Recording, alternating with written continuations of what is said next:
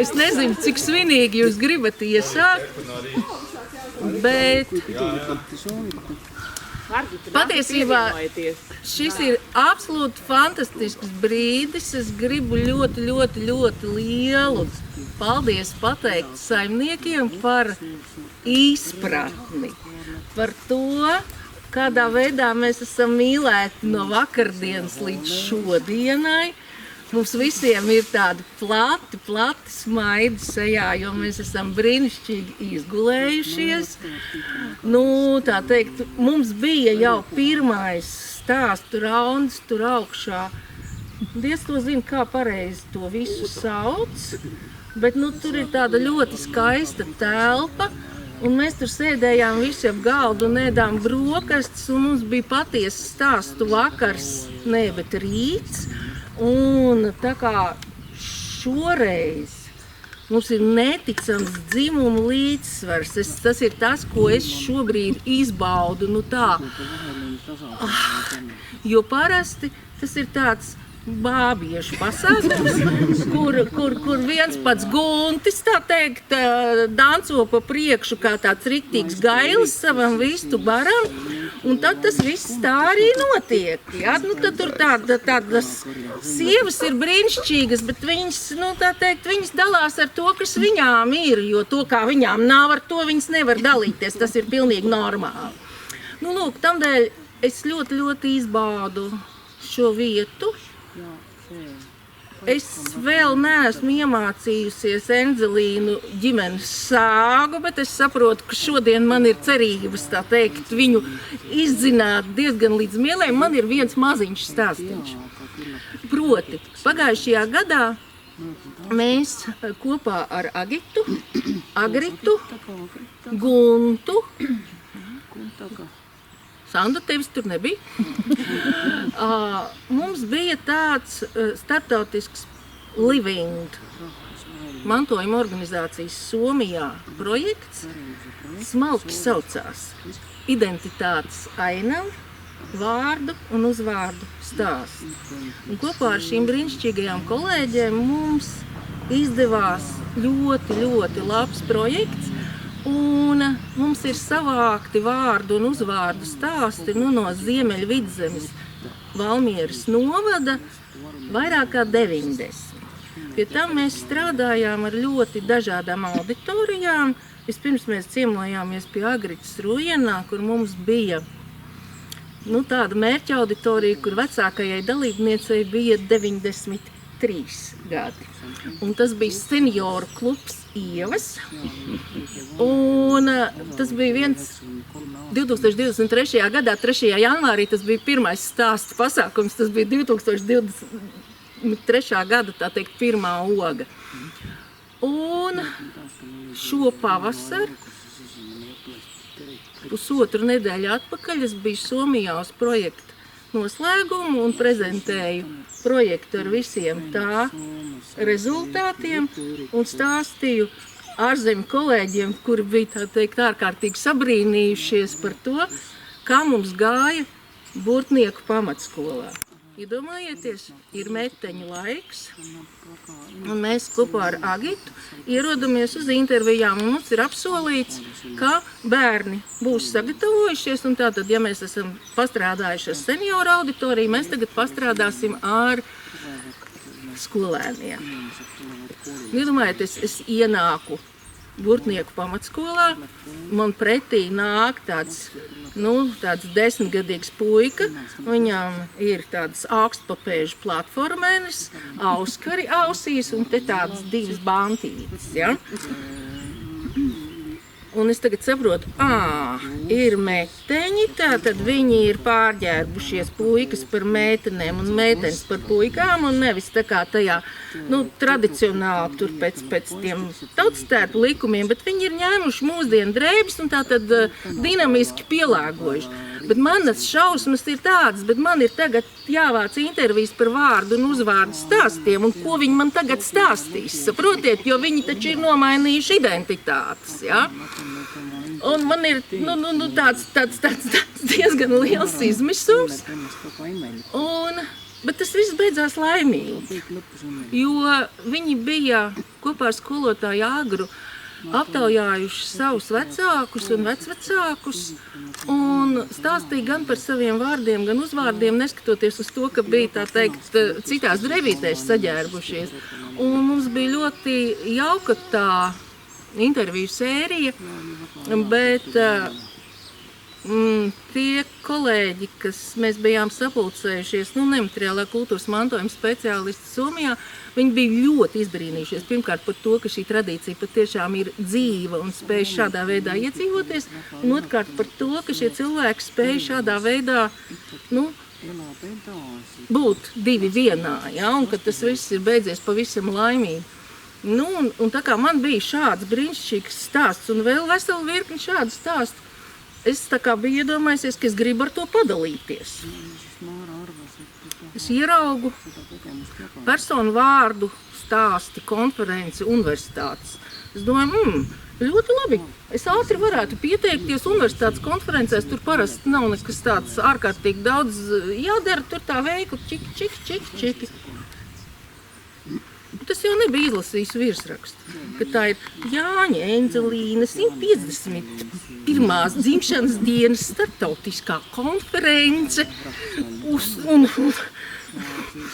Līdz ar to man nācās, tā teikt, uzrakstīt nopietnas tēzes, un to es arī izdarīju. Un tad es arī nolasīju to referātu, un ar to arī viss bija laimīgi. Un tad es sev teicu, Māri, tagad tev pietiek, tagad tu vairāk neko nedarīsi, jo termiņš raksta iesniegšanai bija uzlikts 20. maijs, bet man 18. 19. maijā pulkā tēka 40. dzimšanas diena, es skaidrs zinu, ka nerakstu, es nerakstīšu.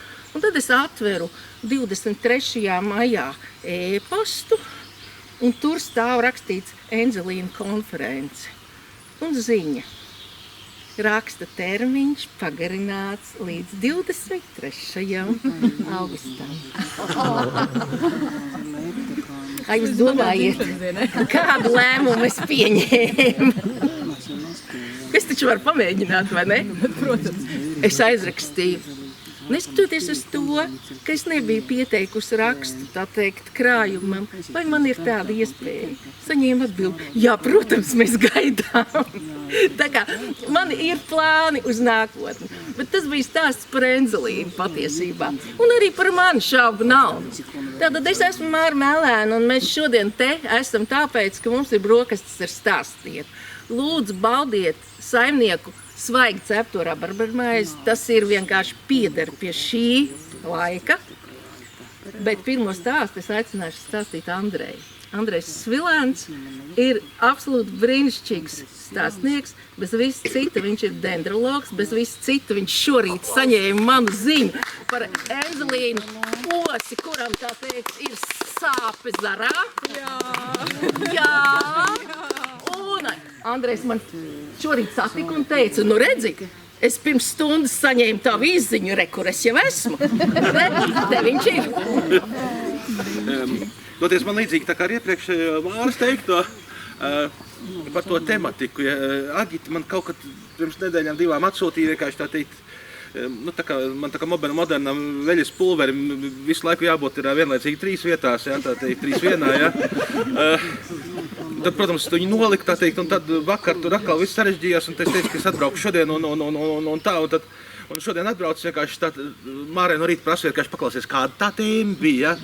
Un tos pirmos 2 vieta, cilvēks vieta, jā, un 3. bija vārds, vai kas bija, es neatceros, ja. Un tad, tad jābūt gatavam katrā brīdī stāstīt kaut ko, sacīsim, kas par šo tēmu ir. Un tad es sāku domāt par vietām, vārdiem, cilvēkiem, kas man asociējās te vairāk. Te ar Valmieras pusi mazāk, bet 2002. gads, tā kā es vadīju potenciāli aizsargājumu aleju inventarizācijas projektu, mums bija tik daudz piedzīvojumu un pārdzīvojumu, vienkārši, kas man ir iegājis jau tā teikt, manu stāstu zelta fondā. Padomju laikos, ja mēs atceramies, pēc trakomājām bija baigi daudz anekdotas un visādāks. Tagad mēs viņus saucam par psihoneiroloģiskajām pansionātiem un tam līdzīgi. Un stāsts būs varbūt tās, ne par tādu priecīgu vietu, bet par tiem maniem pārdzīvojumiem, kāda viņi bija. Tātad Cilvēks šajā gadījumā esmu es pats. Vieta ir Litene. Un notikumi ir tātad potenciāli aizsargājamo aleju inventarizācija.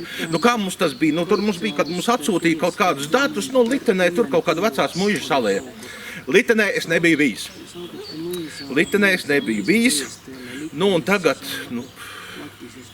braucam. Piedodiet, GPS vēl arī tikai bija bērnu autiņos tajā brīdī. Ja? Tagad mēs braucam uz to Liteni, meklēt to slaveno aleju, par kuru tas spriest, vai ņemt aizsardzībā, ieteikt aizsardzībai vai neieteikt. Un tā. Braucam. Šoseja, tā teikt. Rekomendēt sānu ceļš ir tā kā alejai kaut kas līdzīgs uz alejas pusi arī ir. Brīnišķīgi, tā jau tas vecais ceļš, tur te jābūt ir alejai. Un, ko? Braucam jau ilēlējā. Ir smuki, ir. Kādreiz tās alējas ar tāds 3 koki, 9 vienā pusē, 2 otrā pusē, un tas mums ir pieteicis kā alēja. Protams, mēs viņu brāķējam ārā. Šita kaut kas pēc tās alējas izskatās. Bet vai tā ir īsta alēja vai ne īsta alēja, to jau es lāgā nezinu, ja, labi. Bet varbūt, ka pamērīs. Apstājamies, ko es daru? Un tur tālāk aiz līkuma vēl koki ir. Šitā būs īsā noteikti, ja. Ko es izmēru apkārtmēru? Holandas liepa, tur 1,55 m vai cik tur. Nākamo apmēru iezīmēju topografiskajā kartē, kur tas aptuveni sākums, kur gals ir. Un tagad sākās dīvainīgi. Tā kā es eju pa priekšu tos kokus mērīdams, man kaut kur no alejas otra gala viens personāžs, kādās sarkanās biksēs, zilā kaut kādā jakā vai otrādāk, es vairs neatceros. Stāvēs koka.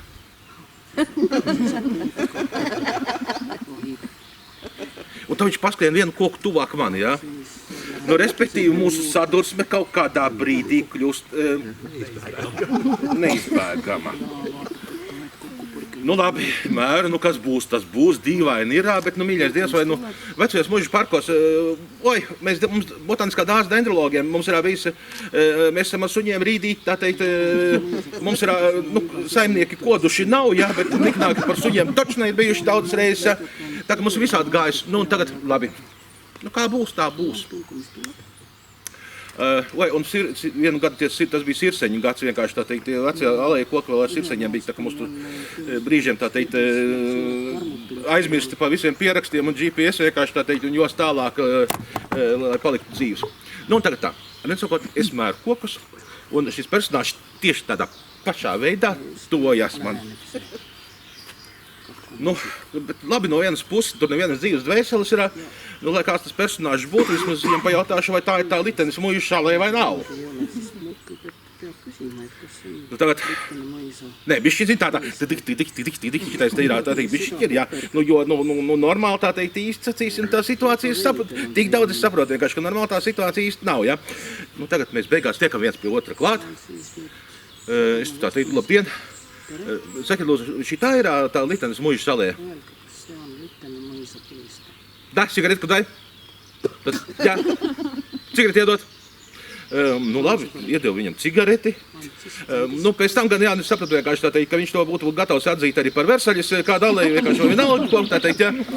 Bet es sakot, viņš dabūja cigareti. Īpaši vairāk viņu nekas neinteresēja, tā teikt, es pat viņam lāgā neko nepajautāju, vienkārši tā teikt, un viņš kaut kur pazūd. Izgaist, ja? Labi, es izmēru tās aleju, šito aleju, beigās es kaut kur, pie apvāršņa parādās divstāvīga koka ēka. Tā varētu būt tās, ka tā būtu tā Litenes muiža. Izrādījās, ka nav, tas tā nav, bet to mēs atklāsim vēlāk, ja? Un tagad ir visdīvainākais. Atkal, jā, pēc būtības nav par ko smieties, un tajā brīdī man nebija par ko smieties arī, tā teikt, jā, bet vienkārši tā teikt, dzīve ir dzīve, jā. Tagad. Parādās, kā reiz ceriņu ziedēšanas laiks, starp citu bija. Alejas vienā pusē milzīgs krāšņas ceriņu krūms otrā. Un tajā brīdī vienkārši es dzirdu kaut kas brakšķi. Labās puses ceriņu krūmā. Brakšķi, labi, no stiednes vienkārši tās mēs cik mēs tā projektā neesam redzējuši. Un tā beigās vienkārši to ceriņu krūmu brakš. Tāda 90 grādos salīkusi vecenīte ar kūjiņu, tāda šausmīgs raujā, tāda. Un tagad es viņai pajautāšu, droši paliek nedroši, vienkārši, jo uz to jau nevarēja paļauties to cigarešu mangotāju, ja? Un tagad viņai prasu, Zagien, lūdzu, šitā ir tā litenes mūja, šitā ir, ja? Viņa tā paskatās uz mani un sekoja tāda neartikulēta skaņa, tāda. Viņa kaut ko tādu novāvuļoja, un tieši tāpatās un pazuda otrajā ceriņu krūmē. Bet saproties, nu kaut kāda šitās te kaut kāda bišķiņ, kaut kas no kaut kāds ir reāls sākās, ja? Tu sāc domāt vienkārši, tā teikt, reāli pasaulē. Stāsts izrādījās ļoti vienkārši. Tā gluži nebija litenes mūža salē, ja? Jā, pa to ceļu tālāk mēs atradām arī litenes mūžu, tā teikt, un arī tos ozolus lielos un vispārējo. Tas divstāvīgais koka māja izrādījās kāds vecais doktorāts, kur tajā brīdī bija psihoneiroloģisks pansionāts, ja? Tā teikt, es būs smieklīgi, nesmieklīgi, ja? Bet jebkurā gadījumā, man litene laikam mūžīgi mūžos un āmen saistīsies vienkārši ar šo te gadījumu. Nu tā. Bet aleja nebija īstā, ja? Aleja bija diezgan laba, mēs viņu aizsardzību gan laikam nepaņēmām, ja? Bet īstā viņa gluži nebija. Lai gan vēsturiski viņš ticamāk arī līdz litenes mūžai bija gājis, tā ka pēc būtības jā, bet tu bija veseli posmi izkrituši ārā un tā. Bet, ja jūs gribat par psihoneiroloģiskiem pansionātiem, man ir vēl viena. Tas gan nenotika ar mani, ar vienu kolēģi, un tas bija jau cits laiks, kad mēs nolēmām, tur vajadzēja Latvijas Republikas ministru kabineta noteikumu numur 264 īpaši aizsargājamo teritoriju aizsardzības un apsaimniekošanas noteikumu, ja? Ir jālabo diškoku izmēri, ja? Jāpārskata, tā teikt, varbūt tās kādiem uzlikt lielākus tos parametrus, kādiem mazākus parametrus. Mums nebija ievākti dati par lapeglēm. Vai kā latgalē saka, vācegles, ja? Skujmetes vietām. Vādzemes egli, jā. Un vecākā dendroloģiskā literatūrā, zināt, kā vēl sauc lapegli? Cīruļpriedi. Jo redz, kas ir, tas ir vācu valoda pie vainas ir, ja vāciski lerherā cīrulis un lerherā lapegli, jā.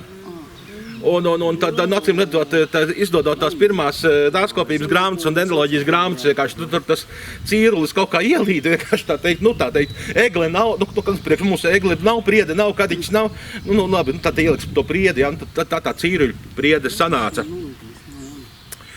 Viens kolēģis aizbrauc, tas ir, tagad kā sanāk Saldus vai Liepājas, Liepājas rajons, laikam tā teikt, uz pašas lejuši robežas ir tāds arī tāds muižas parks, Aizvīķi, ja nemaldos, varētu būt, bet es varu nokļūdīties par to vietu, jo tur viņš vairāk blakus ir.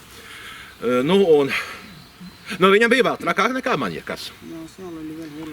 Viņš, bet tur arī tieši tāpatās ir psihoneiroloģiskais pansionāts.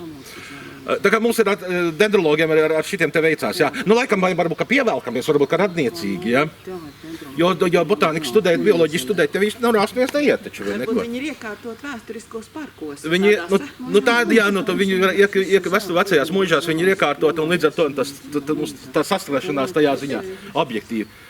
Bet es jau teicu, mums jau vairāk tā radniecība, laikam tā teikt, neviens normāls jau, kas saka, bioloģi nediet studēt. Labi, aizbrauc kolēģis.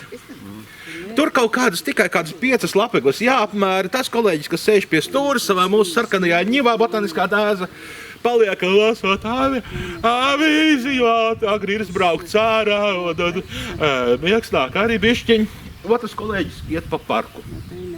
Atrod tur reku vienu lapegļu grupiņu, tur otru, tur vēl liekam tāda resnāk ir, tā brīnišķīgi. Viņš tagad apmēra to vienu lapegli, tā, Lārgs Decido, Eiropas lapegli, jā, abi pierakst, tā teikt, apmēra otro lapegli, tā, Eiropieta vai Ledebūrs, tā teikt, jā, čekur, labi, pierakst, apmēra, pierakst, tā teikt, tā viņš apmēra, kamēr viņš raksta. Jums kādreiz arī bijuši noteikti sajūta ir, ka jūs ar kaut kādu mugurkaulu smadzenēm jūtat, ka kāds uz jums skatās. Nu, lūk. Un tā viņš vienā jaukā brīdī, tā teikt, rakstot tos parametrus, visus sajūt, ka kāds viņu ļoti uzmanīgi skatās. Viņš pēc ir galvu un tur ieraug tādu puslokā stāvošu personu loku. Viņa teica, bet 5 vai 7, es neatceros, viņš kā viņš stāstīja. Nu, un,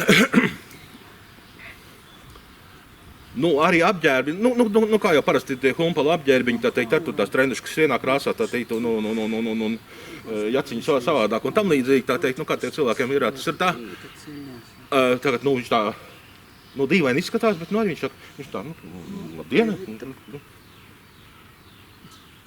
klusums tāds, jā. Nu labi, šis apmēra nākamo, tā teikt, nu tajā grupā, cik tur 3 vai 4 tās lapeglas bija bijušas, jā. Un tagad viņš apmēra, viņš pieraksta, tā teikt, un tagad dodās uz nākamo lapegļu grupu. Un tas pusloks, tā sinhroni viņu pavada.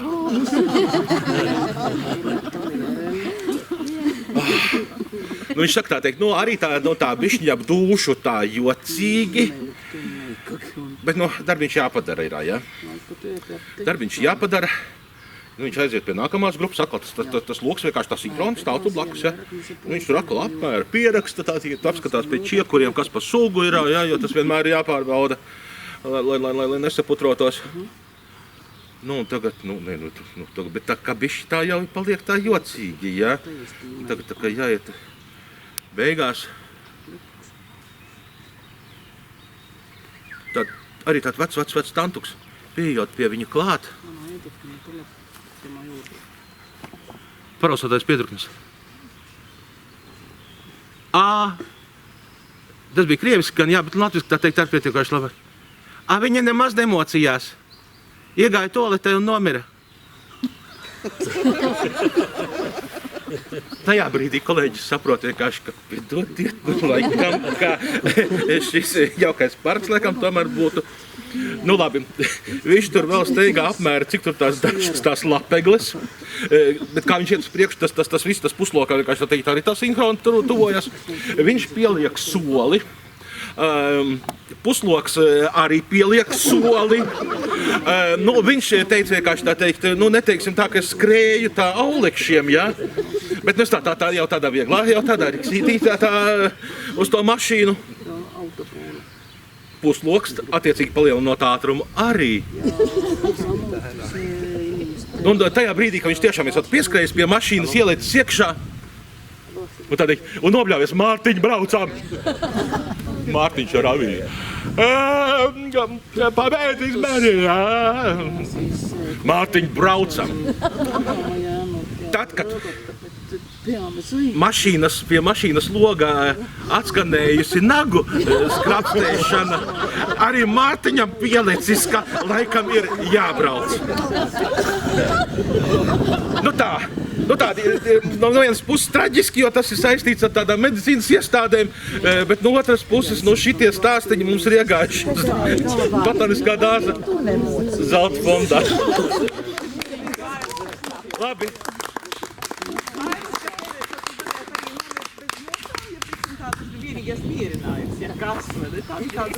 Es tu tevi galvā. Ka pa to nevar nemocīsies.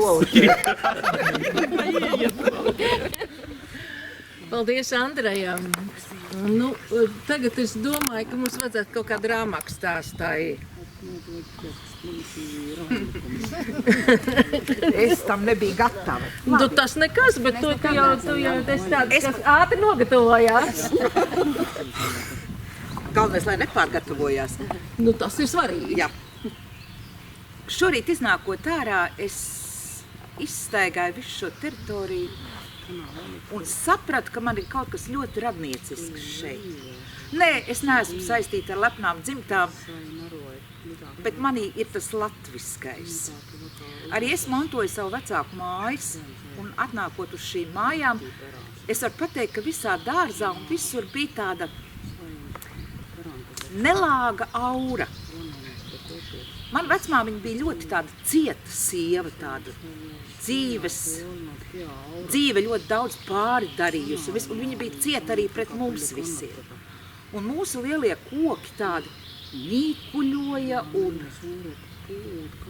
vecvectēva stādītie 3 ozoli ir izdzīvojis vairs tikai 1. Un mēs ar vīru uzsākot dzīvi sapratām, nu, mājas ir, dārs ir, zeme ir, bet kaut kas tur nav tā kā vajag. Nāca viena vētra, nogāza mums 2 liepas. Aizgāja vecmāmiņa, aizgāja mamma. Nāca viena vētra un ozolam nolauza milzīgu zaru. Un man tas tik šausmīgi sāpēja, es pilnīgi raudāju. Un mans vīrs man mierināja, viņš teica, un tagad tu redzēsi, ka mums viss būs pilnīgi citādāk. Un es sāku tā kā pārdomāt, nu kā tas ir un vai tiešām kaut kas var mainīties. Un, zinat, mēs iesākām dzīvot pavisam citādi. Mājā iestājās miers. Pati daba mums attīrīja visu to negatīvo auru par to ozolu zaru. Kāpēc es uzskatīju, ka viņā ir ļoti daudz tādas negatīvas enerģijas? Mūsu mājās viesojās tāds ebrejs, un viņš bija lopu uzpircējs. Viņš tur pat tai pagalmā tos lopus kāva, un tas ozols zars bija tas, kur visus tos kautķermeņus vilka augšā. Es pēc tam tikai sāku to visu saistīt kopā. Es zinu, ka tas bija vasarā, tas bija šausmīgi nepatīkami. Tā bija asiņu smaka pagalmā. Tos kautķermeņus mazgāja.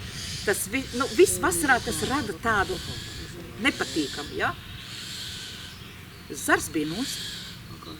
Un tas pagalms pilnīgi sāka atdzīvoties. Un tad manā mājā sāka nākt koki. Vienu lietu es grēkoju, man ir ošlapu kļava. To atveda sēklu ar malku. Zinu, invazīvais augs.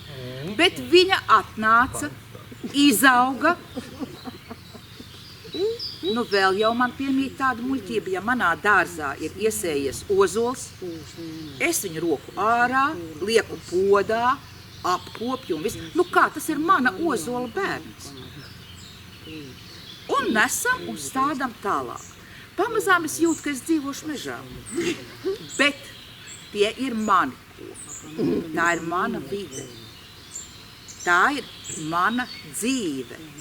Un es jums katram novēlu, lai jums ir savi koki.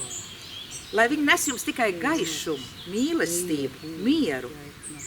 Jo tādi jau mēs tie latvieši esam. Dibens gaisā, pirksts zemē un priecājamies par visu zaļo, kas mums apkārt. Lai katram dvēselē ir šis zaļums, šis gaišums, un lai mēs jūtam, kurš koks ir mūsējais, pie kura mēs varam pieslīties, paņemt spēku, dzīvot laimīgi uz priekšu. Un lai jums šeit veicas ar visiem jūsu kokiem.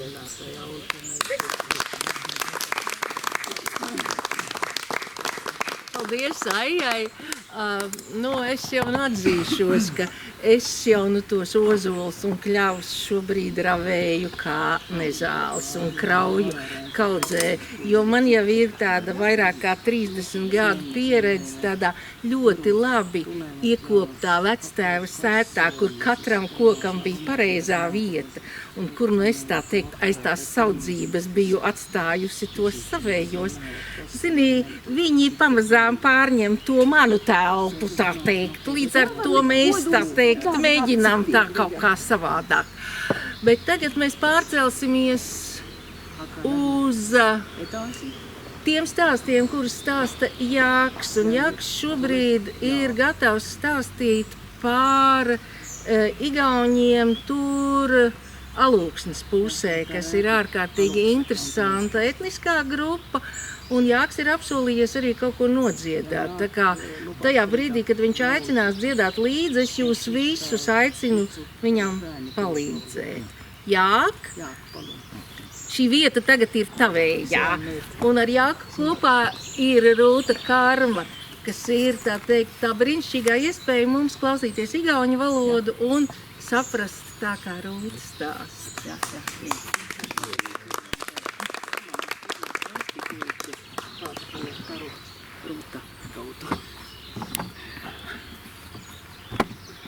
Jah, ma räägin siis, armsad sõbrad, teile, et kuskil 200 aastat või rohkemgi tagasi Võrumaalt tulid eestlased siia Lätimaale. Üks seltskond jäi sinna Aluksne lähedale 20 kilomeetrit siiapoole, aga osad liikusid siis Lutsimaale või Ludsalinna kanti. Ja kolmas seltskond jõudis Pihkva oblastisse Kraasnasse, aga nende keel on pärit siis ikkagi Lõuna-Eestist ja on lähedane setu või võru keelega. Nu, mīļie draugi, es jums šodien gribu pastāstīt par Igauniem, par Dienvidu Igauniem, kas izceļoja no savas zemes, no Dienvidu Igaunijas, un viena daļa apmetās pavisam dažus 10 kilometru no Alūksnes, tad viena daļa aizgāja tālāk uz Ludzas apkaimi, un tad vēl viena daļa, kas bija tā saucamie Krāsnas igauņi, tie bija Pleskavas apgabalā. Ja see lugu on kirjutatud üles 100 aastat tagasi keeleuurija Valter Niiluse poolt ühelt 80-aastaselt Ilsene valla elanikult, kelle nimi oli Madela Poka. Un šo stāstu ir izstāstījusi pirms kādiem 100 gadiem kāda 80-gadīga sieviete no Ilzenes. Viņas vārds bija Madela Boka, un to ir uzrakstījis pētnieks Valters Nīlus, pierakstījis. Alguses oli siin 4 venda. Sākumā te dzīvoja 4 brāļi. Ja neid nimetati Tukulid, aga on ka praegu Tukulid. Viņus sauca par dukuļiem, un arī tagad tie ir dukuļi. Üks vendadest rändas Saaremaale elama. Viens no brāļiem aizgāja dzīvot uz Saaremaa, uz Saamsalu. Ja kirjutas vendadele, et tulge Saaremaale, mina olen rikas, mul on raha terve 1 kapsatõrre täis. Viņš rakstīja brāļiem vēstuli, nāciet dzīvot pie manis, es esmu bagāts, man ir naudas tik, cik sajiet vienā kāpostmucā. Aga need 3 venda jäid ikkagi sinna Ilsene kanti ja elavad siis Pruunini küla lähedal. Bet tie 3 brāļi tomēr palika tur Ilzenē, un viņi dzīvo tur kaut kur pie Brūniņa ciema. Tegelikult ajasid meid siia Ilsene kandi kehvadele maadele lätlased. Esimesed 5 olid leivud siin kandis. Nu, un tie bija tā kā pirmie tā saucamie leivi šinī apgabalā.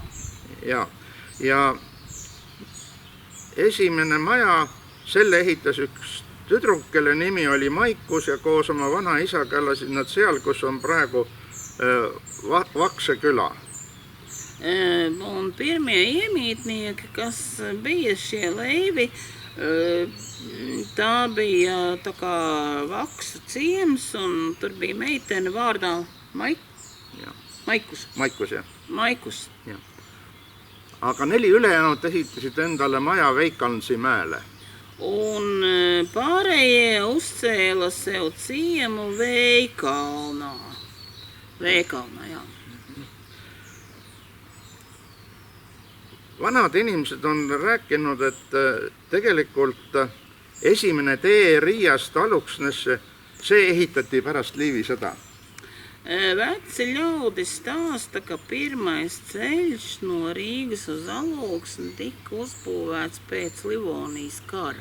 Ja hiljem pikendati seda teed siis Pihkvasse. Un tad vēlāk to ceļu pagarināja līdz Pleskavai. Aga siis hakkas rüütlite sõda. Bet tad sākās bruņinieku karš. No ja siis, kui ühel hetkel need mõisnikud siia Aluksne kanti tuli, siis esimene suurem mõisnik oli Vitinš. Un tad, kad Alūksnes pusē radās muižnieki, tad pirmais muižnieks bija Vītiņš. Ja tema oli tsaari sõjavalitsuses töötanud ja sai muidugi kroonumaid endale. Un viņš bija darbā bijis cara, var sakot, karaspēkā un dabūja sev Krūņu zemi. ja nagu ikka, siis mõis ehitas endale karjamõisa ja Ilsenes oligi karjamõis. Un tad tika būvēta lopu muiža, un Ilzenē tieši bija lopu muiža.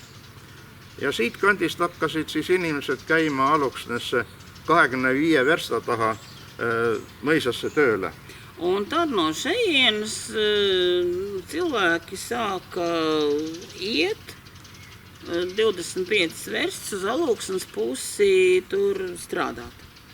Ja, et minu vanaema on ka kunagi läinud oma 2 lapsega, üks üles, teine käe kõrval, väsis ära ilmsasti ja ka tee ääres on suur mänd, see on praegu ka siin tee ääres näha ja selle männi okste peal nad siis lapsed puhkasid. Un tad mana vecāmāte arī gāja ar 2 bērniem, viens bērns rokās, otrs pie rokas, un tad te ir tāda liela priede ceļmalā, un tad pie tās lielās priedes viņi atpūtās, un mazie bērni arī tur pie priedes zariem. Aga see mõisnik Vitins hakkas hiljem sakstele veel kroonumaid maha müüma mõisateks. Bet tad tas Vītiņš sāka vāciešiem, vācu kungiem pārdot kroņu zemes viņu muižām. Ja siis hakkasidki kuidagi leivud lätlastega segunema. Un tad leivi sāka sajaukties ar latviešiem. Ja, 65 aastat tagasi, kui ma olin pisike veel 6, 7 või 10 aastane, siis oskasid kõik leivukeelt rääkida ja läti keelt ei osanud keegi puhtalt. Nu, jā, tā sieva stāsta, ka pirms 65 gadiem, kad es biju bērns, tad vēl visi leivi runāja savā leivu valodā un latviski neviens nemācēja. Aga nüüd 65 aastat hiljem on ainult meid peo täis, kes leivu keelt räägivad ja ülejäänud räägivad kõik läti keeles. Bet tagad tikai tāda maza saujiņa ir palikusi, tas ir pirms 100 gadiem, jā. Tagad ir palikusi tikai maza saujiņa, to, kas runā leivu valodā, pārējie visi jau runā latviski. Ja nii nende eesti keelesaartegagi on, et vist Lutsimaal oli natuke kauem neid lutsi keele rääkijaid jäänud, aga leivus siis 100 aastat tagasi olid viimased. Nu, tā kā tur tie leivi bija, pēdējie tā tad bija pirms 100 gadiem, tur Ludas igauņu laikam bija mazliet ilgāk, bet tā ar tādām mazām valodas runātāju saliņām notiek, ka viņi sajaucas ar vietējiem cilvēkiem. Aga teine lugu, mida ma tahan jutustada, on siis seotud jutuvestjate rahvusvahelise aasta teemaga ehitades sildu. Un otrs stāsts, ko es gribu pastāstīt, tas ir saistīts ar stāstnieku starptautisko gadu šogad un tā kā to tēmu tiltu būvēšanu, būvējot tiltus. Ja ma usun, et see lugu on teile paljudele tuttava, ma ei teagi, kust ta pärit on, aga kuskilt olen ma ta üles korjanud ja jutustan nüüd teile. Un varbūt, ka daudz no jums jau tādu stāstu zina, es nemaz nezinu, no kurienes es to esmu dabūjis, bet tagad es jums to pastāstīšu. Elasid kord 2 venda, kellel olid kõrvuti talud. Vennad said omavahel hästi läbi. Jā. Dzīvoja reiz 2 brāļi, kam mājas saimniecības bija blakus vienotrai un viņi satika labi. Kui noorem vend niitis heina, siis tuli vanem vend oma perega talle appi. Ja kad jaunākais brālis pļāva sienu, tad arī vecākais brālis nāca viņam talkā ar visu saimi. Ja kui augustis, septembris jõudis kätte viljalõikusaeg, siis tuli noorem vend jälle vanemale appi vilja lõikama. Un kad vecākajam brālim jau rudens pusē bija jāpļauj labība, tad atkal talkā nāca ar savu saimi jaunākais brālis vecākajam. Aga nagu see inimeste vahel on, keeratakse vahel ka tülli. Un kā jau tas notiek starp cilvēkiem, tad reizēm arī sastrīdas. Öeldakse halbu sõnu, kurustatakse, ei taheta enam üksteist üldse näha. Ja nii need 2 venda läksid ka tülli. Sanaidojas, saka viņiem viens otram kaut ko sliktu, un tā arī gadījās, ka šie 2 brāļi sastrīdējās. Nad olid vähemalt pool aastat tülis olnud, polnud sõnakestki vaadanud, isegi teise talu poole ei vaadanud. Un tā kādu pusgadi viņi jau bija naidojušies un nebija viens ar otru pārmījuši ne vārdiņu, un pat viens uz otru māju nebija paskatījušies. Ühel hommikul koputas vanema venna uksele keegi. Kādu rītu pie vecākā brāļa durvīm kāds pieklauvē. Vend tuli trepile ja näeb ühte meest. See oli rändpuusepp, kes käis külast külasse, otsis omale tööd. Ja ta ütles, et kas sul oleks mulle mingid puutööd anda, mul on kuldsed käed ja tööriistad on ka kaasas. Nu, un izrādījās, ka tas ir ceļojošs galtnieks vai Nandars, un viņš tagad saka tam vecākajam brālim, nu redz, es te tā ceļoju apkārt, man ir zelta rokas, un man ir arī visi instrumenti, vai tev ir kāds darbs, ko es te no koka varētu tev iztaisīt? Vanem vend mõtles tükk aega, sügas kuka alt, aga siis ta nägu selgines. Vecākais brālis ilgāk domāja, kasīja pakaus, un tad viņam noskaidrojās, ko viņš grib. Meil on siin vennaga kõrvuti talud ja talude piiril jookseb oja. Mums ar brāli blakus te ir mājas, un mums par robežu tek upīte, nu strautiņš. Aga me oleme vennaga hirmsasti tülis. Ma tahaksin, et sa ehitaksid sinna oja kaldale minu talu poole peale 3-meetrise tara ette. Nu, un mēs ar brāli esam lielā naidā sagājuši, un es gribu, lai tu tagad tā strautā malā uz manas zemes uztaisi 3 metrus augstu sētu. Ja Puusepp ütles, ahaa, või selline on teie mure. Ma vist saan teid küll aidata, ma võtan selle töö vastu.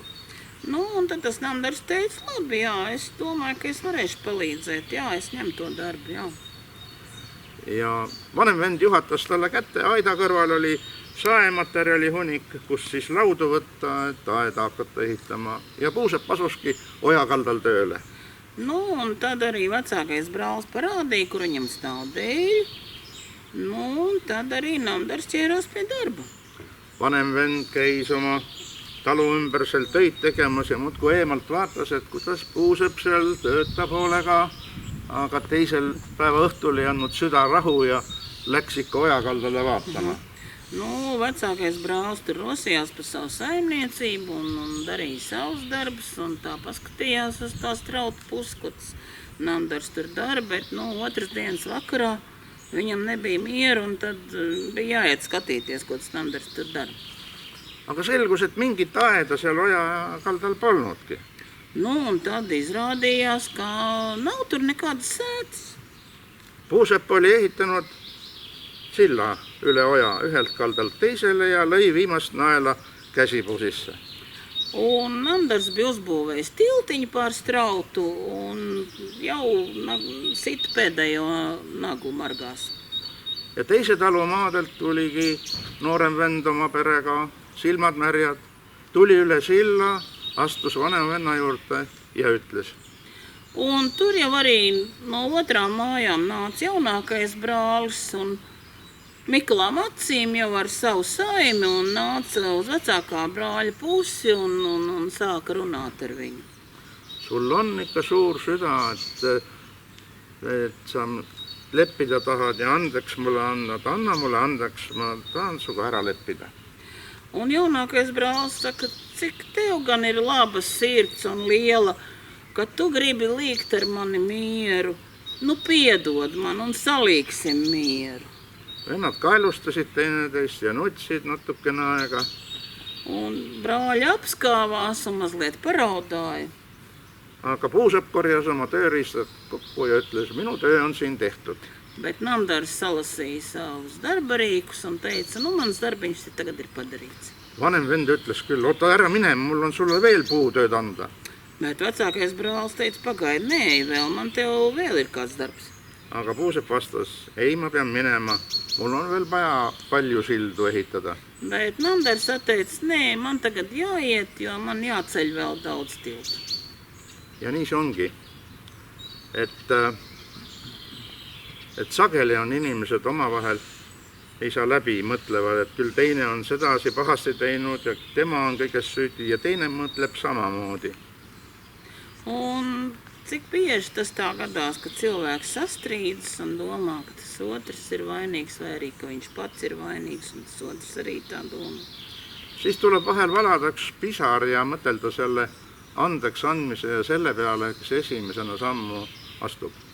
Un tad ir mazliet jāparaud un jādomā par izlīgumu un par to, kurš tad spers to pirmo soli.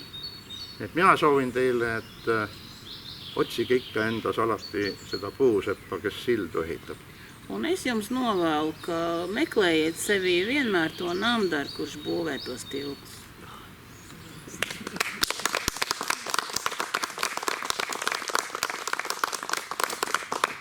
Ja tegelikult jutuvestmine on ju ka silla ehitamine jutuvestja ja kuulaja vahele. Un patiesībā taču arī stāstniecība ir tiltu būvēšana starp stāstnieku un klausītāju. Ja eriti hea on jutustada väikestele lastele, sest nii tekib sild põlvkondade vahel. Jo sevišķi jauki ir stāstīt bērniem, jo tā rodas tilts starp paudzēm. Aga ma siis lubasin, et laulan ühe laulu ka. Jāks bija solījis arī dziesmu nodziedāt. Jāks gan saka, ka viņam nav īsti dziedamās rīklis, un man dziedamā rīkli ir aizsmaklis. Ja selle laulu sõnad on sellest samalt Madela Pokalt üles kirjutatud. Un dziesmas vārdi ir pierakstīti no tās pašas Madaļas Bokas. Ja kui ma neid sõnu lugesin, see on ahel laul. Un tā ir tāda tā kā ķēdes dziesma. Siis selle laulu viisi ma ei tea, aga nagu regilaulude puhul on ikka, et kuskilt otsast hakkad laulma ja küll see laul välja tuleb. Jāks īsti nezina tās dziesmas melodiju, bet kā tas ir ar tām senajām igauņu dziesmām, tad kaut kā iesāk dziedāt un kaut kā iznāk. Aga sellel laulul on siis kogu aeg iga rea järel tuleb laulda jälle ruuta, ruuta. Jā, un tai dziesmai ir tāds piedziedājums, bet mēs domājam, ka tas ir tas latgalieši, tas rūtoj, rūtoj. Un tad to mēs dziedam kopā.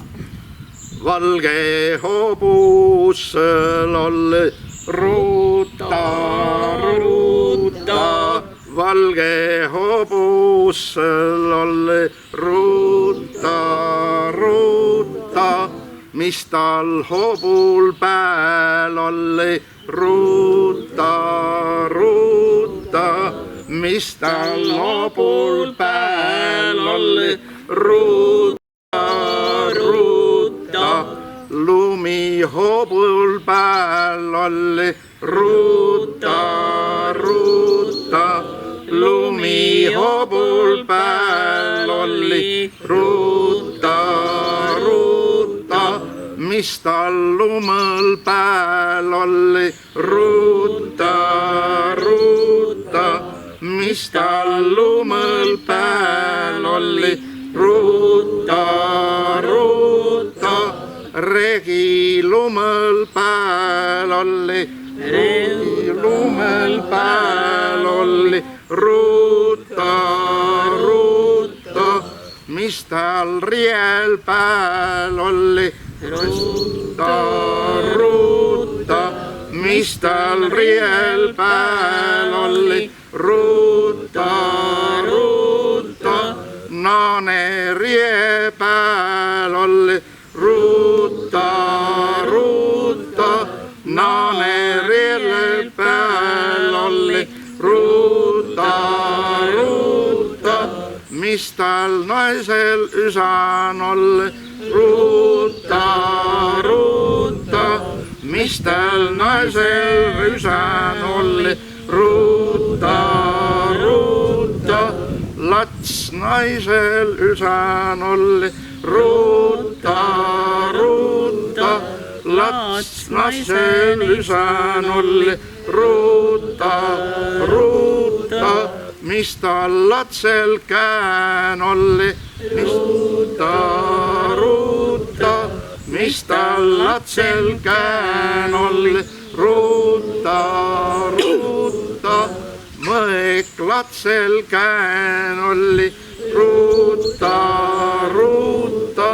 Mõek katsel käänolli, ruuta, ruuta, mis tal mõegal otsan olli, ruuta, ruuta, mis tal mõegal otsan olli, ruuta, ruuta, muna mõegal otsan olli, ruuta, ruuta, muna mõegal otsal olli, ruuta, ruuta, mis tal munal sien olli, ruuta, ruuta, mis tal munal sien olli, ruuta, ruuta, kikas munal sien olli, ruuta, ruuta, kikas munal sien olli, ruuta, ruuta, mis tal kikal kubun olli, mis tal kikal rubun olli, ruuta, ruuta, odrat kikal pugun olli, ruuta, ruuta, odrat kikal pugun olli, ruuta, ruuta. Nu, tas saturs tāds ļoti gara dziesma. Viss tā kā cits no cita tur tālāk izriet. Vispirms ir zirgs, un tad ir sniegs, un uz sniega ir ragavas, un ragavās sēž sieva. Sievai klēpī sēž bērns. Bērnam rokā ir zobens, un zobena galā ir ola. Un kas tajā olā ir iekšā? Olā iekšā ir gailis. Gailim, un kas ir gailim? Gailim guzā ir miežgraudi. Nu tā.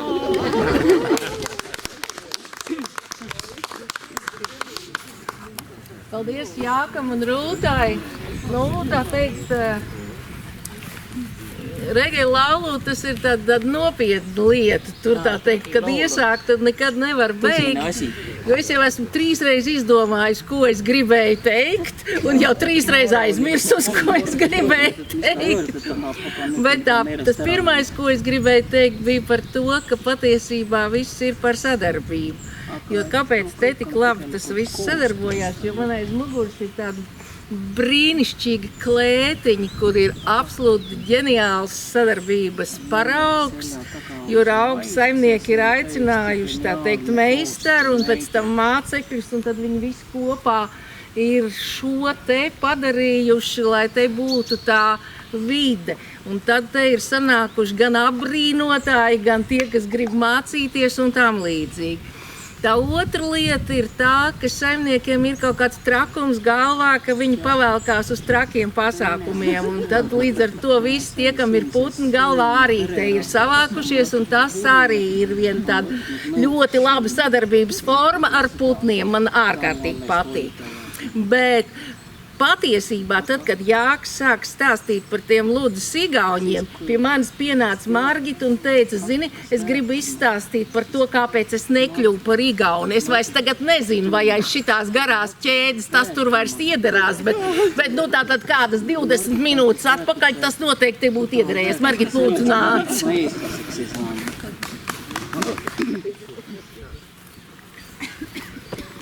Jā, dzirdot igauņu valodu, man vienmēr ir tāda silta sajūta, jo mana vecāmāte ļoti lepojās ar to, ka viņai pasē bija rakstīts igauniete. Bet es iemācījos tikai nedaudz vārdus, jo pavasarām dzīvojām Ainažos, kur viņa bija dzimusi, un gājām iepirkties uz Iklu, un tur bija jācenšas runāt igauniski. Bet, vecāmāte mirusi, 90. gadi un jāatgūst īpašumi. Ir smuki ciltskoki, mana mammas māsas sagatavojusi ciltskokus, pētu, kas katram tur pienākās.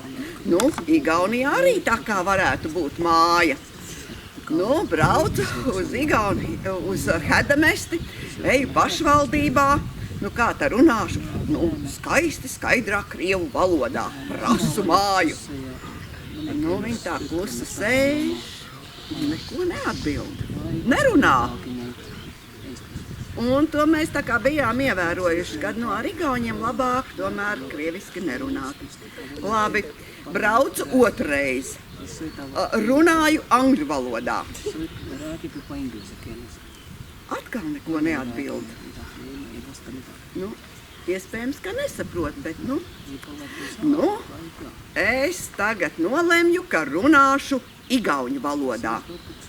Braucu uz Ainažiem, kur ļoti daudz runā igauņu valodā, un man iemāca sakāmo.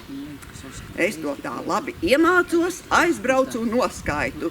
Mīne, vana, emā, koju un tā visu tālāk, visu to skaitāmo norunāju. Un viņi ļoti laipni un izteiksmīgi man atbild visu, ko izstāsta igauniski. Un es neko nesaprotu. Tad es domāju, kas es pa igaunieku, ja neko nesaprotu.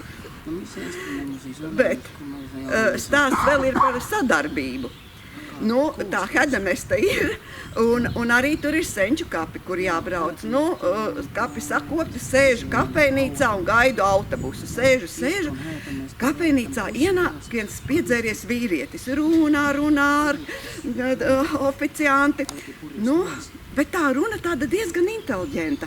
Nu, sāk ar mani runāt. Nu, es tā parasti ar piedzērušiem nerunāju, bet šoreiz tā kā runāju, un runā arī tā kā krieviski. Izstāstu savu stāstu. Un viņš saka, nāc līdzi, iesim uz to māju. Aizēju uz to māju. Viņš tur sarunājās ar cilvēku, kas tai mājā dzīvo. Un pēkšņi man aicina iekšā, uzklāja galdu. Un tai mājā dzīvo latvietis no Apes. Un tas piedzērušais vīrietis aiziet projām, un mēs paliekam ar Apes latvieti tajā manā vecmāmiņas mājā. Un es saku tā, bet kādēļ jūs mani tā uzņemat? Es pie jums ierados ar piedzērušu cilvēku, jūs klājat galdu un man uzņemat kā tādu viesi. Viņš saka, tas nebija nekāds dzērājs. Tas ir visievērojamākais šīs apkārtnes cilvēks, muitas priekšnieks. Viņš nekad nav bijis piedzēries. Un viņš teica, ka jūs esat mana radiniece. Tas ir mans igauņu stāsts.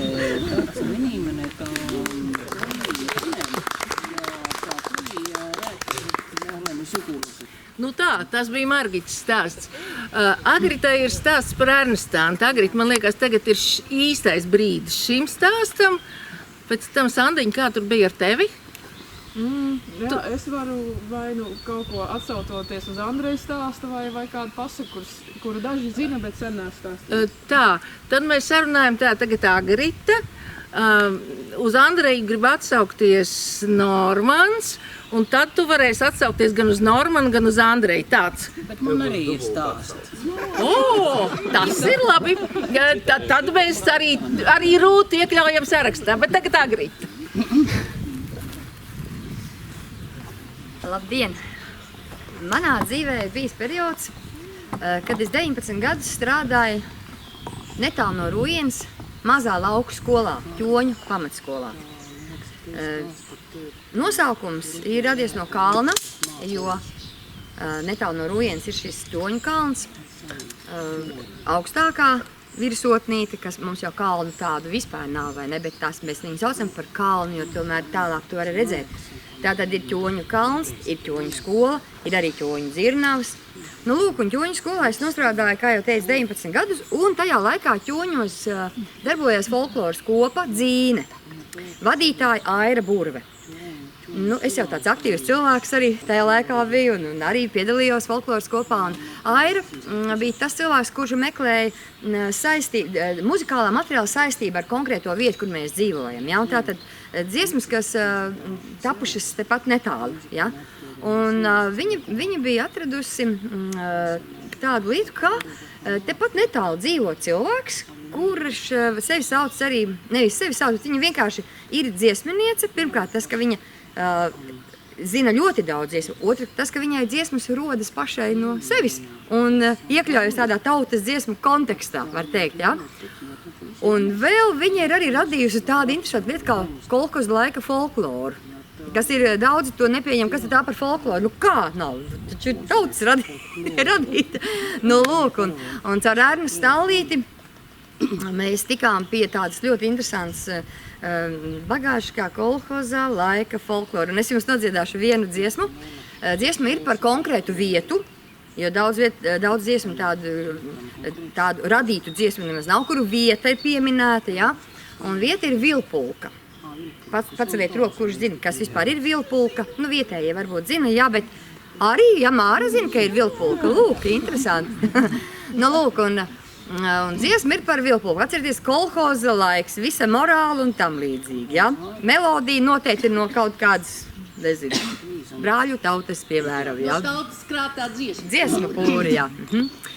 Jauks svētdienas rīts bija Vilpulkā, vēl saule nelēcā. Šī iet uz kūti govi slaukt, un slauc, ko nāgi nes, un slauc, ko nāgi nes. Šī iet uz kūti govi slaukt, un slauc, ko nāgi nes. Ak, Jancīt, kaut tu zinātu, cik govi slaukt ir grūt, no kūts augšas tu nokāptu un steigtos palīgā, No kūts augšas tu nokāptu un steigtos palīgā. Ak, Jancīt, kaut tu zinātu, kā tevi mīlu es. Dzer pienu, cik tev patīkas, es klusēšu kā kaps, Dzer pienu, cik tev patīkas, es klusēšu kā kaps.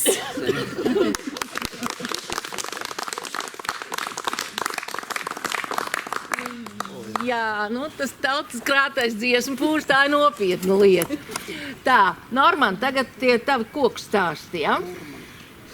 Un tad mums gatavojās Sandiņa un pēc tam Rūta. Sarunāts, lūdzu. Sveiki. Tā jau tiem stāstniekiem ir, ka iedvesmojās viens no otras stāstiem, un man neskapēc pat abi drusku trakajiem arī kopā sajiet. Par to trakonām tur esot bijis pavisam citādi, un tas ir īstenībā klasiskais stāsts. Aivars Frēmans, dokumentālists, kad ir bijis pavisam jauns, vēl mācījies tajā kino, es nezinu, kas tā ir, kino skola, kur mācās.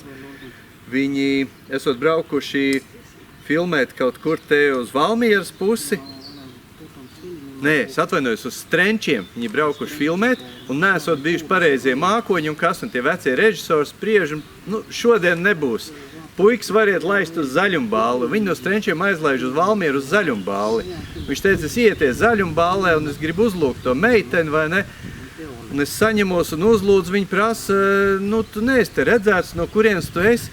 Viņš dzirdes blakus, dzird, ka viens stāst, ka vienam ir Volga un otrs esot čempions boksā. Viņš domāja, nu, ka es muldu, nu, ko es viņai te stāstīšu no Rīgas, atbrauc tāpat viņi man neredzēs. Es saku, redz, es no tās zvaigznes esmu atlidojis un tā, vai ne, un viņai interesanti, vai ne, un viņš tur var tagad izpausties, viņš visās savās fantāzijās izpaužās, un viņi beigās sēž, un jau nāk rīta gaisma un sēž uz soliņa blakām, viņš tagad...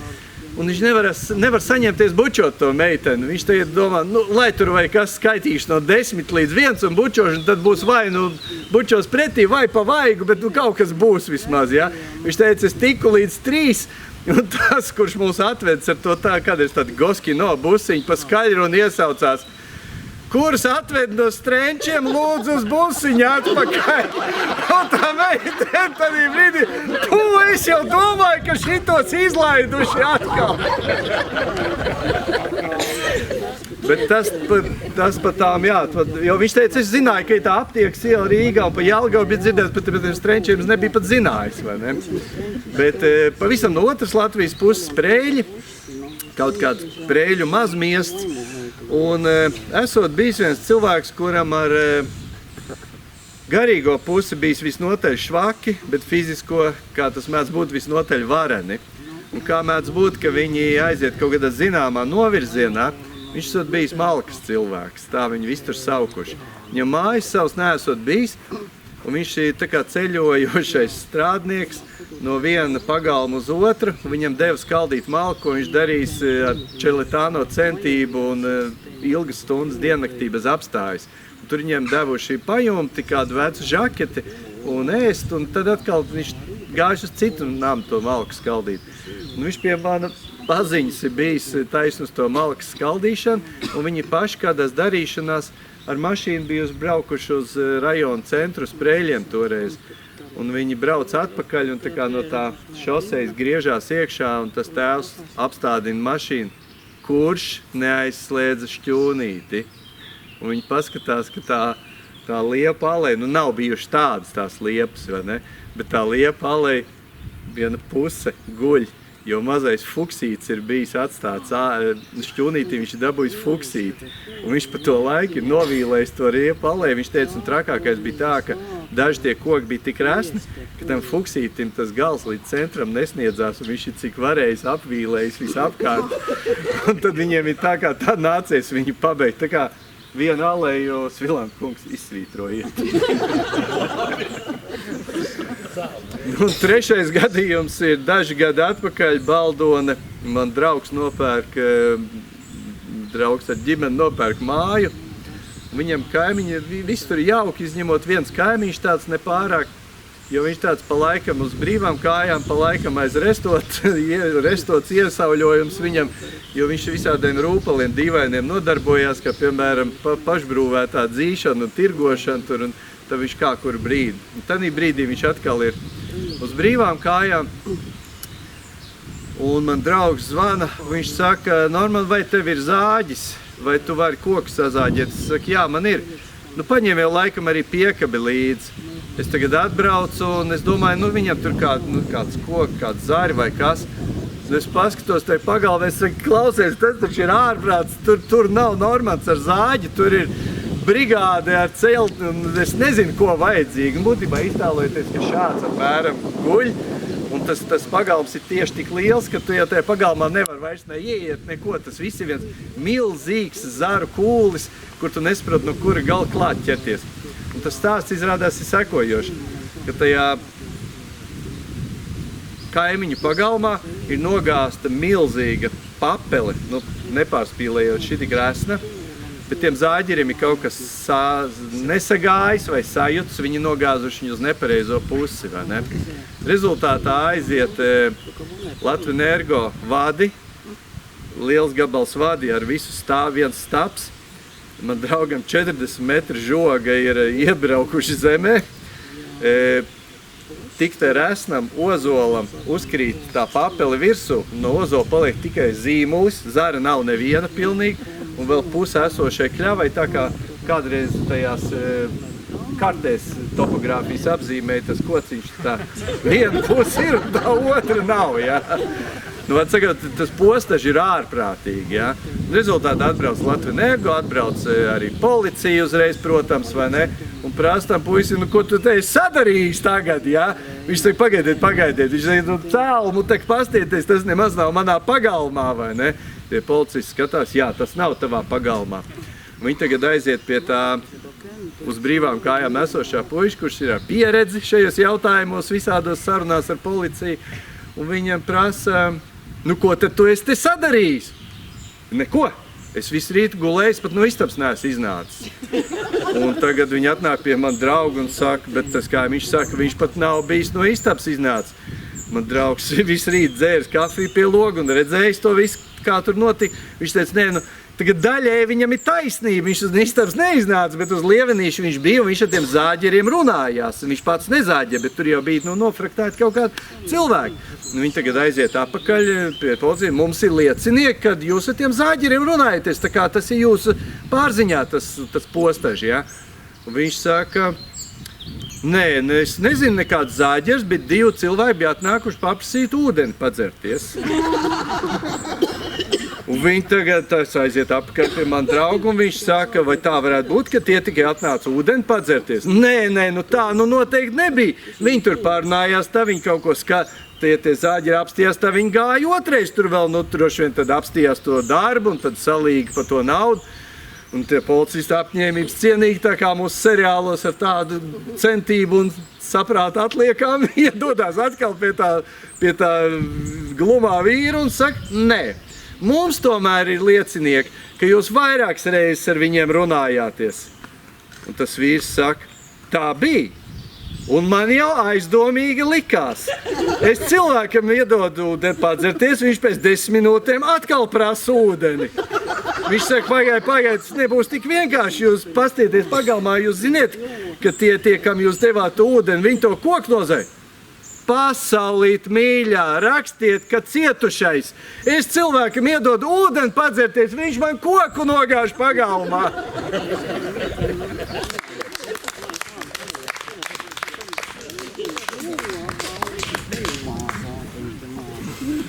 Šis ir stāsts par naratīvu, tā teikt, kā mēs veidojam naratīvus par to, kas ar mums notiek, vai ne? Līdz ar to stāstniekam ir spēks rokā. Sanda, tev arī ir spēks rokā, vai ne? Nu, redzēs. Pamēģini. Redzēs, kā ir. Jā, sveiciens visiem. Daudz man pazīst, daži nepazīst.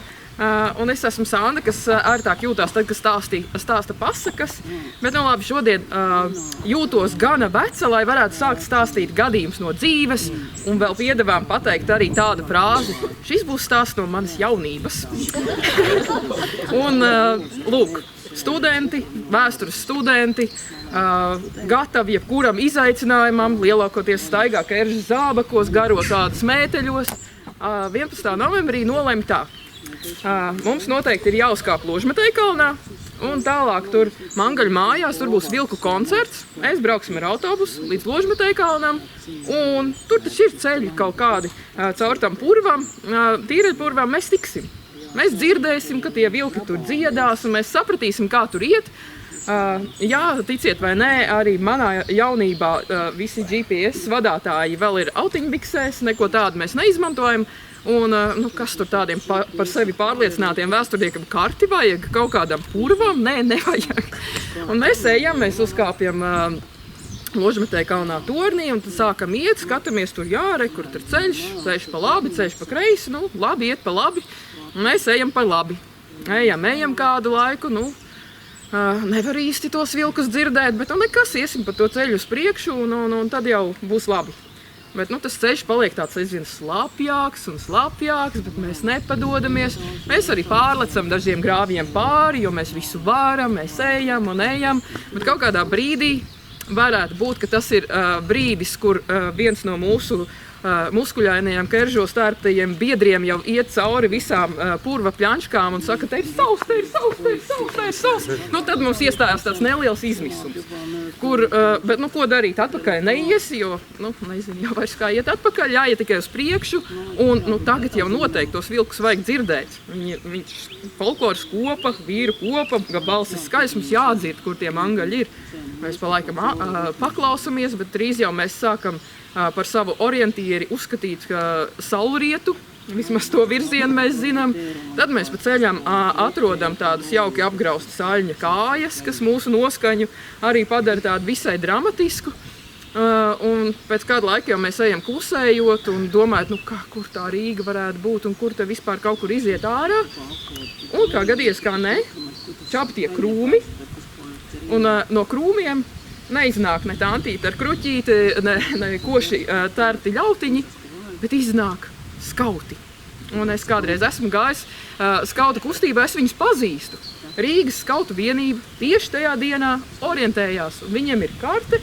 Viņi mums parāda, kur mums jāiet, lai tiktu atpakaļ uz Rīgu, un tā mēs laivīgi aizbraucam projām. Vilkus nedzirdējām, bet no purvā ārā tikām. Jā, paldies!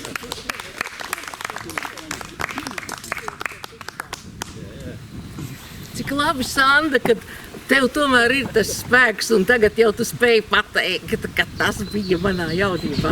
Tā ir liela uzdrošināšanās, klausies, tas ir nopietni. Klau, Rūta, vai tu arī uzdrošināsies pateikt, ka tas bija manā jaunībā? Nu, es domāju, ka tas, ko es taisos stāstīt, tas ir pat no bērnības. Bērni mēs visi esam bijuši un par to nemaz nekaunamies. Nu tā, es jau te piedodiet, ka man jau kakls ir aizsmets, te tulkojot visu laiku. Bet, nu, es jau tādu profesionālu stāstnieks neesmu. Bet, nu, ja jau es te esmu tagad Mičkānā, nu, es tā nevaru palikt, kā saka, mierā. Lūk, jo es gribu par savu mammu stāstīt, kas man daudz stāstīja visu kaut ko bērnībā. Un savā ziņā es jau arī esmu šās puses cilvēks, jo mana mamma bija no šās puses, tikai otrā pusē Valmierai bija viņas dzimtās mājas. Aiz Matīšiem, uz Maslacas puses, Braslavā. Nu, tad par to, par šīm vietām tad. Lūk, jo mana mamma, viņu sauca Marta Rudzīte, viņa bija ievērojama latviešu valodniece, un šogad viņai aprit 100 gadi. Rudenī būs. Lūk, un viņa tūlīt pēc kara no laukiem atbrauc uz Rīgu studēt. Jo viņa bija, tas jau bija sen pamanīts, ka tas ir ļoti apdāvināts un gudrs bērns, un ka viņam noteikti vajag studēt un mācīties. Bet, nu, viņa tā tūlīt nedabūja, netika ne universitātē, viņa iestājās pedagoģiskajā institūtā, un nebija mācību gadu pašā sākumā, bet viņa ātri atguva nokavēto, un tur bija arī vēl veco laiku mācību spēku, un tā arī Jānis Enzelīns. Nu, bet tur būtu arī vairāki un daudzi stāsti par Enzelīnu. Bet, nu, es stāstīšu īsi. Un tad, var sakot, Enzelīns jau bija arī pārliecinājies, ka Marta Rudzīte ir gudra studente. Un tad jau tur nodarbībās sāka jautāt, nu, no kurienes tad jūs esat? Nu, viņa saka, nu, no Braslavas pagasta. Jūs zināt, kur ir Braslava? Jā. Zināt daži, jā. Lūk. Nu, un Enzelīns saka, nu, es no Kauguriem, un tad jau mēs esam tikpat kā kaimiņi. Mamma kā no laukiem, viņa saka, nu, kur tad no Braslavas līdz Valmierai 30 km? Un kur tad vēl Kauguri? Nu, kas tad tie par kaimiņiem? Nu, tad Enzelīns teica, nu, labi, saukšu jūs vienkārši par vidzemnieci. Nu tā, tas bija īsais stāsts par mammu un Enzelīnu. Paldies! Rūta, tu esi pavilkusi nākamo stāstu, jo Enzelīnam izrādās, bez tavas mammas ir bijuši citi līdzgaitnieki, un Margita ir gatava izstāstīt par Enzelīnu līdzgaitnieku Pēteru Kļaviņu. Jā. Bet tas stāsts sākās pavisam vienkārši, ka, nu, ir kāds brītiņš laika, vajag uzrakstīt kādu kultūras projektu. Nu, Jāņi jau ir visur, nu, visi svin Jāņus, tas varbūt nebūs tik interesanti. Bet Pēterdienas svin retāk, bet Pēterdiena taču tikpat svarīga kā Jāņi patiesībā. Nu, ko? Uzrakstu projektu Mores pagasta Pēterdiena Kalnvaizļos. Nu, un apstiprina projektu. Nu, tagad jāsāk organizēt. Zvanu uz pagastu māju, kā vajadzētu dot ziņu visiem Mores pagasta Pēteriem. Bet man atbild, ka Mores pagastā nav neviena Pētera. Projekts ir Pētera nav. Ko darīt? Nu, tagad, es tagad tinu atpakaļ savus tēvu stāstus, un viņš man stāstīja, ka viņa pasakas un tēkas ir pierakstījis tāds Pēters Kļaviņš, kurš kādreiz ir dzimis Morē. Un, nu ko? Sazinājos ar biblioteku un uztaisījām skaistu piemiņas brīdi Pēterim Kļaviņam. Nu, un atbrauca vēl Pēteri no Siguldas. Jā, un tagad ir stāsts no Andreja par to, Kāda ir atšķirības te pārsteigts un izbrīnīts? Andrej, lūdzu. Ja reiz pie Enzelīna, tad vienkārši nevar... Daži jau ir dzirdējuši. Tie, kas mani zina, esmu biologs, ja? Man ar filoloģiju pilnīgi nekāda sakara. Vienīgi tik daudz, ka kādreiz latgaliešu filologi man prasa par latgaliešu bibliogrāfiju konsultācijas. Vienkārši grāmatu kolekcija. Tā, bet, ja par Enzelīnu, tad es vienkārši atcerējos to vienu anekdoti, kad es nezinu, cik viņa patiesa, cik viņa izdomāta ir, tā teikt tā. Enzelīna sieva pārsteidz Enzelīnu gultā ar mīļāko. Viņa sasit plaukstas. Dārgais, esmu pārsteigta. Enzelīns vienkārši mēģina kaut kā tikt ārā no situācijas. Mīļumiņi, mēs tik daudz gadus dzīvojam kopā. Nu vai tiešām nevar terminoloģiju korekti iemācīties? Šajā situācijā pārsteigts esmu es. Tu esi izbrīnīta.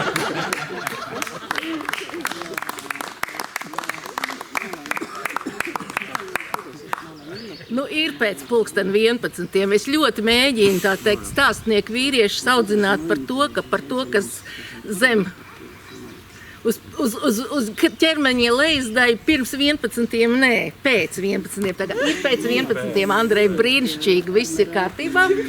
Bet tagad Agitai ir stāsts. Es nezinu, vai par augšdaļu, vai par apakšdaļu, bet nu būs kaut kas. Vai es gribu vērst jūs uzmanību uz tiem soliem, kuri ir apsisti ar drānu. Paskatieties uz galiem. Otrā pusītē. Vienā galā ir nogriezts. Kā jūs domājat, kas tie ir? Maisi? Tie nav palagi. Tie ir kapudvieļi, kam ir nogriezti, tātad viņi sadalīti vairākās daļās un uzlikt virsū. Bet par šo ieraugot šo, man nāca prātā stāsts, ko mēs nu pat burtiski pieredzējām pāris nedēļas atpakaļ. Mēs pēdējā laikā diezgan cītīgi darbojamies par amatas pusi. Un Ramatā ir tāda enerģiska sievu kopa, kuras aktīvi iesaistās vietējā kultūra vides izpētes procesā. Pašas organizē ekspedīcijas, pašas vāc informāciju, un tad mums ir pašiem savā WhatsApp grupiņa, un tad pulkstens 4 no rīta, saprotiet, ieraksts ir, vai jums arī šodien nevarās periodika? Mēs saprotam, cik aizlības šajā visā valda. Tāda viena ekspedīcija, mazā ekspedīcija paredzēta mums piekdienā uz kaut kādām 3 stundām, jo man pulkstens 8 ir nākošais pasākums Valmierā, kur būs atkal nākošā Kristīna filmu skatīšanās epizode. Un mēs tagad aizbraucam, mūsu ceļš ved virzienā uz Dīriķa karjeru. Tas ir tāds ceļa posms, kur pa vidu ir tādas mājas kā Rīškalni, tur ir Silaunieks, tur ir Stampas kalns. Mums ir jāapskatās šīs ikoniskās vietas. Jo Stampas kalns ir tāda tiešām visu ramatiešu atmiņā palikusi balles vieta. Jā? Īsts kalns purva malā, kur ir notikušas svinības, Jāņu svinēšanas, ir dažādi, var sakot, kolhoz laika pasākumi. Bet tam Stampas kalnam, otrā pusē ceļam, tā drusciņa slīpāk virzienā vēl uz to karjeru, ir Silaunieku mājas. Un Silaunieku mājās kādreiz dzīvojusi kundze, kura stāstījusi, ka viņai mājas tur ir tāda liepa, pie liepas stāv akmens. Un viņa stāstīs, ka tas akmens esot no nogrimušas pils vārtiem. Tāda viens cits stāsta, kad pretī tai mājai blakus Stampas kalnam ir baznīcas kalns. Un tajā kalnā bijis baznīca, bet arī nogrimusi. Mēs braucam skatīt. Mums pa priekšu tās Rīškalnu mājas, tad mums tas Stampas kalns, izbrienam, viss jau ir aizaudzis, bet var redzēt, tur ir tāds mērogs, un tur pilnīgi var redzēt arī, kur ir uzbrauktu bijis, un kur ir stāvlaukums, un kur cilvēkiem ir bijis estrādīt. Bet tā otrā puse, Nu, apskatām to māju. Protams, mājvietas vairs nav. Ir tikai paliekas no kokiem, tur tāds vecs spainis iezīmē rakas vietu. Un pāri ceļam tāda kā graviņa starp Stampas kalnu un vēl vienu kalnu. Tas tad arī tas baznīcas kalns. Un mēs tagad iesim skatīt, uzkāpjam augšā. Nu, domājam, ja jau baznīcas kalns, jāpastaigā riņķī. Meitenes izbrien tur tos krūmus un skatāmies, kur tad te varētu kāda liecība būt. Vēl viens stāsts par to, ka tur it kā bijuši kapsēti. Un tad vienā brīdī kaut kā to gaismu staru tā slīpi skatoties, pašā kalna centrā ir taisnu stūra konstrukcija, tāda tā kā pamatu vieta, kā tāds uzbērums. Akmeņus neredz. Koku paliekas arī nav, bet tu redz, ka tur ir kādreiz bijusi regulāra būra. Nākošais solis mēs ejam jau nost no tā kalna uz otru pusi, un tur stāv 1, 2, 3, vairākās rindās kapu kopiņas. Mēs pat salikām virsū priekšmetus, lai tajā raivajā gaismā, kas jau caur lapām vīd, mēs varētu ieraudzīt tieši to ritmu, kur ir pašas tās kapu kopiņas saliktas. Nu, mēs pat tiešām nospriežam, ka tā ir tā kapsēta, par ko pāris cilvēki vēl bija atminējušies. Ejam lejā pāri tam kalnam un skatāmies ceļš tā kā drusku ar valnīti, un tādi kā iezīmējās aleja ar kokiem. Nu, tie koki gan nav baigi veci, un izejot ārā uz jaunā ceļa, tu redzi vienā pusē ceļām un otrā pusē pa vienai eglei un pa vienam bērzam. Tieši tā kā vāri. Nu, mēs esam atraduši, mums liekas, kapus. Braucam mājās, es sazvanos ar mežsargu, kas tur ir vietējais zinātājs. Viņš saka, tur nav nekādu kapu, manā apgaitā nekādu kapu tur nav bijis. Pirms 30 gadiem nocirtām mežu, tur nekā tāda nav. Es viņam aizsūtu bildes, protams, tais bildēs tā nevar redzēt. Būtu bijis tabā, tad droši vien, ka to varētu labāk apskatīt. Bet mēs neesam vēl tikuši skaidrībā, vai tiešām tur ir bijusi baznīca, vai tikai kapela, kas tautas valodā pāraugas par pili, kas nogrimusi, vai baznīca, kas nogrimusi pazemē, bet tas, ka tur ir kapi, kas iezīmēti, burtiski tā kā tajā, tāda skaistā rindās, vairākās rindās, tas bija pilnīgi skaidrs. Un tad, kad es apvaicājos mūsu mākslas zinātniekam Jānim Kalnečam, viņš saka, līdz Masalacai ir tālu. Iespējams, ka vietējie tur patiešām savējos glabāja, jo tad, kamēr aizbrauc līdz Masalacai 11 kilometri, tad varbūt, ka vietējā kapsēta. Bet pagaidām mums ziņa par to nav nekur, ne Masalacas kapsētu reģistros, ne mežsargu reģistros, nekur šī kapsēta neparādās. Meklēsim!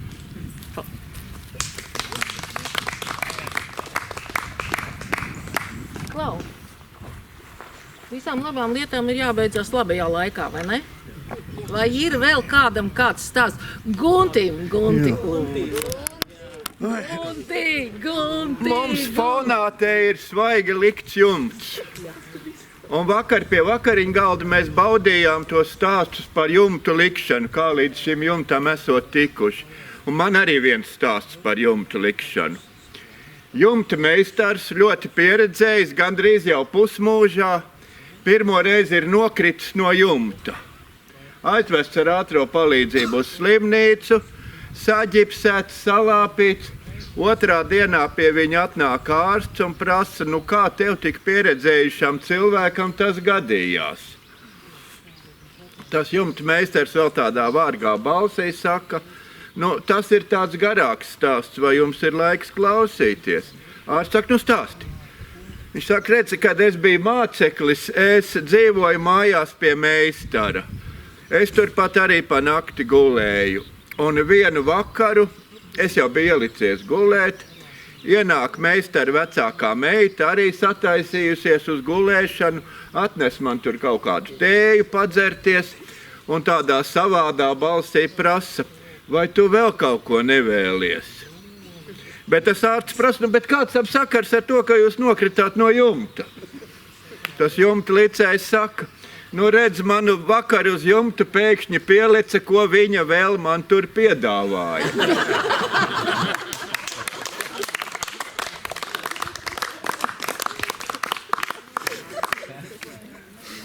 Ai, Dievs!